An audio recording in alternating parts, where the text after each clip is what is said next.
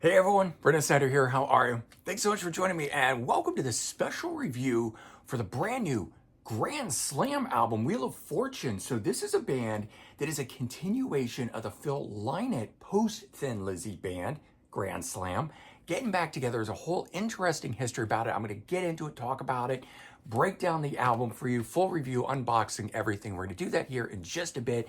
But before we start, if you're new to my channel and you haven't already hit the subscribe button, please do. Also, leave a comment, hit like. All those things do help support my channel. I greatly appreciate it. And of course, as an added bonus, if you turn on notifications, hey, you're never going to miss an episode. You're going to get all the reviews, all the countdowns, all the top 10s, everything that I do here on this channel, you'll get a notification for. But we're going to get into now Grand Slam, Wheel of Fortune, review for this fantastic album. The band actually started back in 1984, and that lineup had Phil Lynott from Thin Lizzy on bass and vocals. Lawrence Archer was on guitar, who'd go on to Stampede, or maybe came from Stampede into Grand Slam, but he'd also play with UFO. So Lawrence Archer has been around doing different things. Mark Stanway on keyboards, who played with Magnum, and Robbie Brennan on drums from Skid Row with Gary Moore, not the 80s Skid Row. The band released several singles, including the song 19, and that's popped up on a lot of compilations.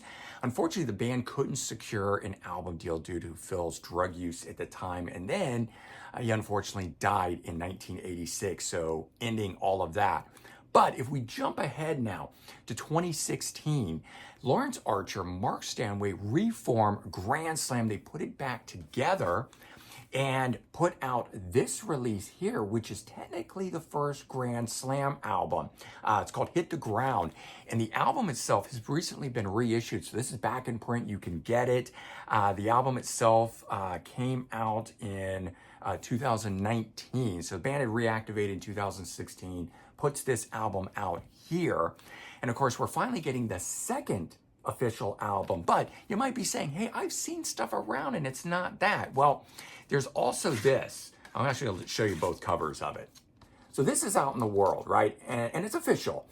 Grand Slam, and it's called Studio Sessions. You may know it from that album cover there. And of course, there we see Phil Lynott. So there are these songs out there that are demos that were recorded, very high quality demos that you can get, but they never released an album. So even though this exists, I don't count it as an album, neither does the rest of the band. And last year, this came out. Actually, let's just double check. Yes, 2023. So Phil Lynott's Grand Slam Slam Anthems, and this has a disc called Renovations in here, which is 2020 remixes of stuff. And then there's also all the demos from 83 and 84 in here, 15 of them. And we also get 4 live shows. So a killer box set of the original Grand Slam stuff. But we jump ahead to this lineup of the band, putting out now its second album. And that's what I want to talk about. So we still have Lawrence Archer. Mark Stanway decided not to continue with the lineup and gave his blessing for them. So instead we get Rocky Newton on bass. He's played with Michael Schenker Group. Mike Dyer is on vocals, and he does a phenomenal job. He sings in that lower register that Phil Lynott did, but it's enough different that we don't go, oh, it's a clone, or always trying too hard. It's really the phrasing and the way that he sings that I like a lot in here. And then we have Benji Reed on drums. So that's the lineup for Wheel of Fortune. Second studio album's got 10 tracks on it. There's one remake of what I would call an original Grand Slam song. Like you can find it on here called Harlem, but they've redone it. It's now called Come Together in Harlem. On this first album here, they actually did 5 original songs of those demos, redoing them now present day. We get the song 19, Military Man, Dedication, which was later reworked into a Thin Lizzy song, Sisters of Mercy, and Crime Rate were all on this one.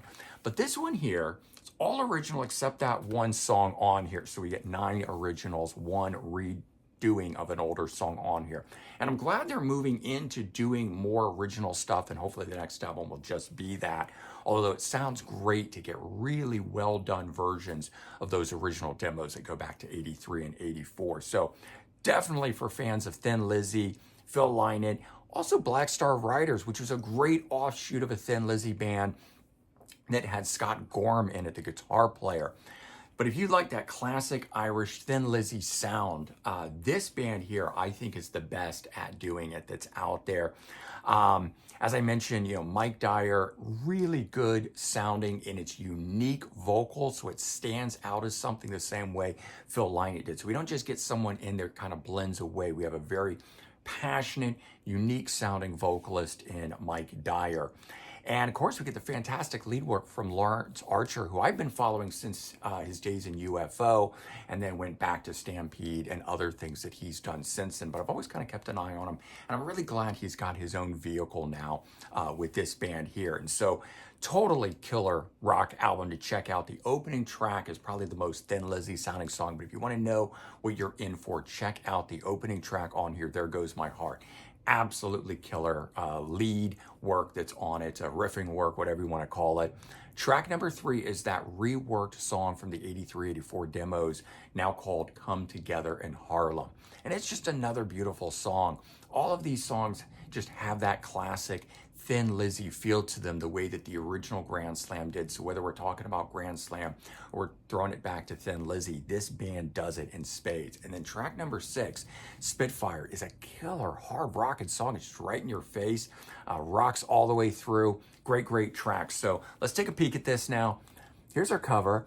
They've done like cartoon versions of themselves on here, which is really cool. I kind of actually just could have gone for the whole wheel and the name of it there, but they put themselves in it, and then we get them here. I don't know if the music video has them in cartoon form. I haven't gone to check it out yet, but they work that up. They look a little bit more maybe tough and I don't know, cooler than they are. But hey, when they get that old, sometimes you want to go cartoon instead of trying to show what you are. A lot of bands don't even want to put pictures in their albums anymore. So the booklet has a different cover on it, and I really like that too. They, again, could have just done something like that, because the logo is actually the thing that I think will draw most people to it. And the logo itself is a little small here, so that's just me looking for the name recognition aspect. But we get into it here. Lyrics and stuff that are in it. I kind of like the way the song titles all have a little bit of a unique thing with it. Then we get, that's why I said I thought maybe there's a music video with them in the animated form, because we get these extra shots inside the booklet. There's some more of that sort of stuff. More lyrics and stuff like that, and the who's in the band and all that great sort of stuff. So all in all, I gotta say, killer album. And as I said before, I think if you're a fan of Thin Lizzy or Phil Lynott, or even more recently, the Black Star Riders, this is a great band to check out. Grand Slam, not a lot of people know about them, but this one shocked me. It blew me away. It was one of those ones where I had enjoyed this album, but it's a throwback sort of thing. This one here completely stands on its own, so I was very happy with it. And again, I got to recommend it to you guys and try to give some love for this out there. Definitely check this out. I think you guys would be pleasantly surprised by it. It's one of those ones that seems to already be running under the radar. I'll be talking about it, I'm sure, at the end of the year in the top 20 album countdown kind of a thing, because it is just that good. All right, everyone.